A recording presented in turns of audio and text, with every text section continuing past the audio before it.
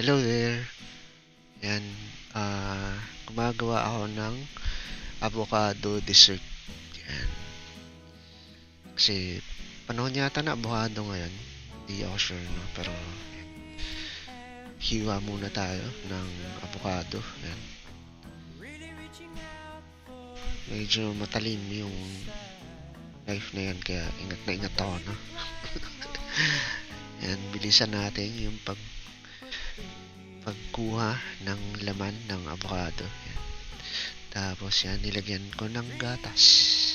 Evap lang yung ginagamit ko, no? Evaporated milk. Mas, ewan ko, mas trip ko kasi gamitin yan. Yung iba kasi ang ginagamit nila condensed, no? Pero ako, evap. Tapos, lagyan natin ng sugar. Yung sugar na yan, yan yung something in between brown sugar and white sugar, no?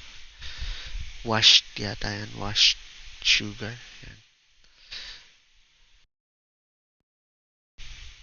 Yan. Mukha lang madami yan, pero konti lang yung sugar niyan. Kasi maliit lang yung, pangtakal. Yan, dinagdagan ko pa ng konting evap. Yan. Tapos, yan, hinalo-halo ko na kasi napansin ko nagsettle yung sugar sa ilalim. Yan, tinikman ko. Yan, mukhang okay naman ah. Okay na yung lasa. Nilagay ko sa freezer. Yan. Tapos, yan yung kinalabasan mga after 1 hour, no? After 1 hour. Ayoko kasi siya na maging yellow. Yung parang block of ice, no? Ayoko kong ganun. Siguro, kaya para mapalamig lang siya. Yan.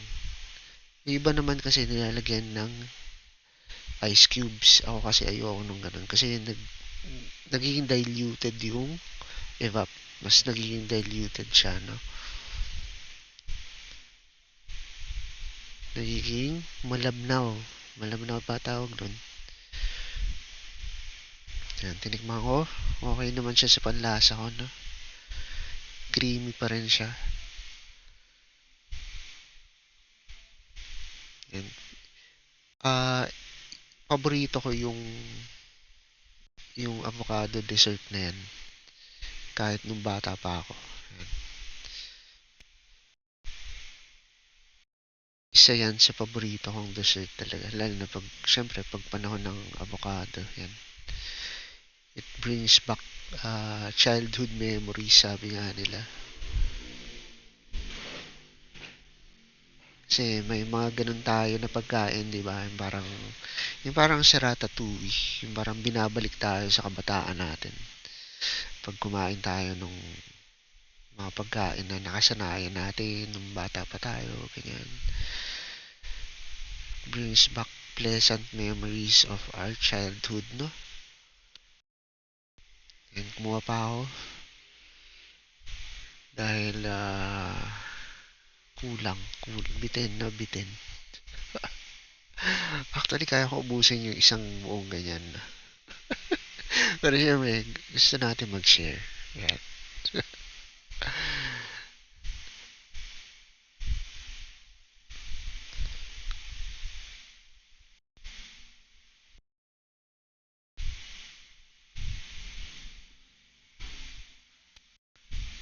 Actually, yung lamig niya,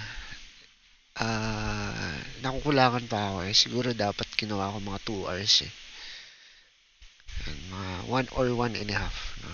Basta just as long na ayoko lang siya maging parang ice cream yung consistency. Ayoko yung ganun. Ayoko yung ganun katigas na.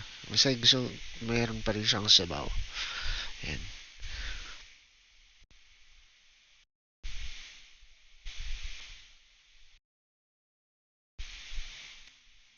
Susubukan ko naman soon siguro. Lalagyan ko ng yung meron na siyang evap, meron pa siyang condense, no? Baka mas creamier yung ganun. Ito-try ko soon next time. Kaya lang, siguro hindi na ako maglalagay ng sugar pag ganun kasi baka masyadong matamis na, no?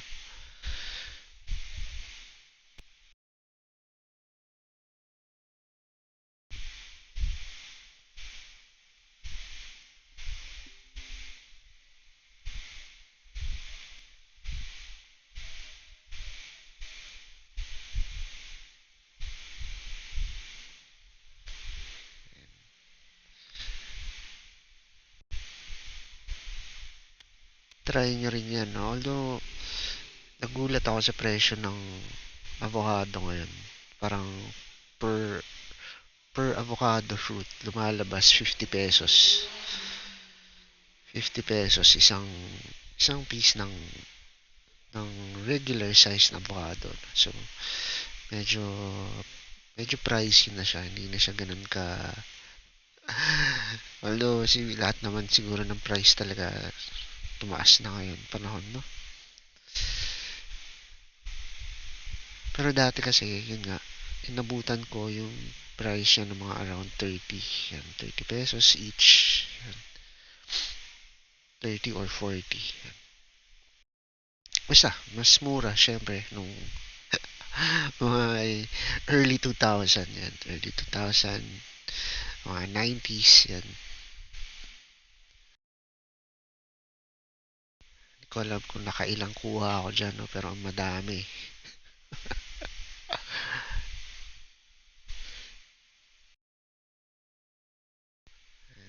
Simot na simot, no? Simot na simot yung bawat kuha ko, simot na simot.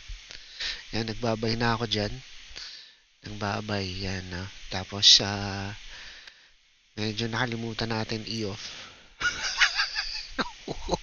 Kumuha pa ako, no?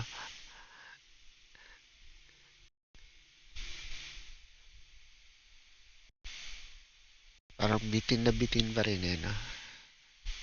Sabi ko nga, eh, kaya kong ubusin yung buong ganyan, eh. Yung isang buong ganyan. Yan.